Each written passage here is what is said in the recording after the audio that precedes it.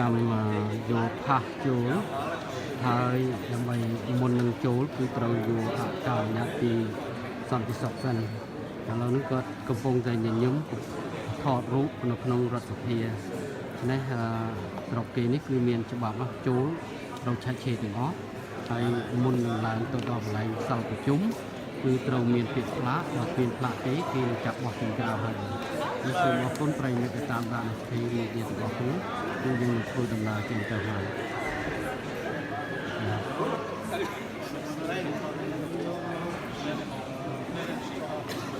ក្នុងសភានេះគឺគ្រប់ជាសាសតែម្ដងដើម្បីមកទាមទារមកតវ៉ាគ្រប់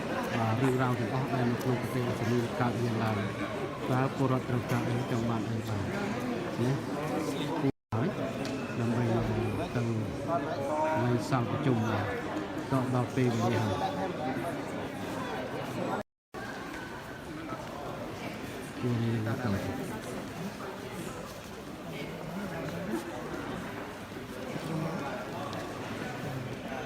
រោយអត់សូវដឹង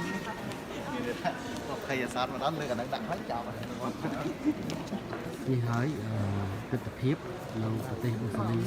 គឺមានសុវត្ថិភាពនិងមុននឹងចេញទៅគឺយើងប្រគំអូខេ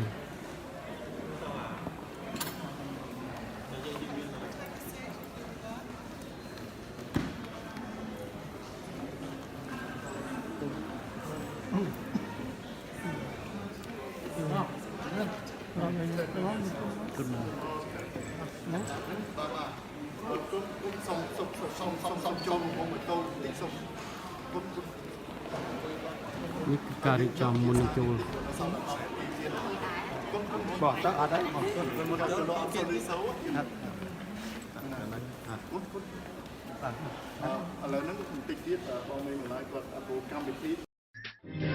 SK Media